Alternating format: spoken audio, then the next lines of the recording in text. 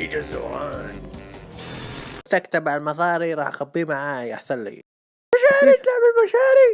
وين مشاري هسه؟ ما معي حقتك بسنان، طلع سنوني. لا سنونك ما بدهم مثيل. ايش قاعد تقول؟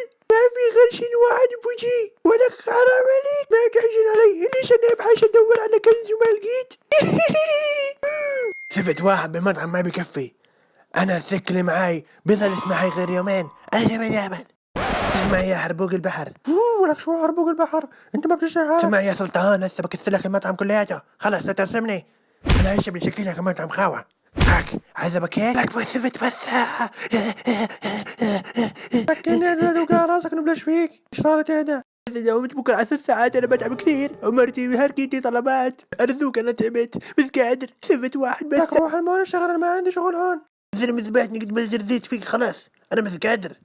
بظل غير اوقف على باب الزلمه واشهد. فكرتك يا ابو ليفه، راح اخذك معاي واشهد عليك واقول لهم انك انت ابني معوق، وبعدين راح نفتح جمعيه الشحادين المحدوده، جوتك احسن من هيك حياه، وبعدين راح اخلي الناس تشك مصاريها هون، ديكور كله راح اغيره واحط صورك وانت قاعد بتوسخ على حالك وانت صغير، وهذا الاكل راح نقول لهم هذا اكل جبناه من الزباله وريحته طالعه.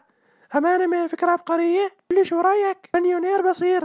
انت الزلمه ما بتسمع، بعد ساعه بخلص دوامي وبروح مرتي بتزعس علي.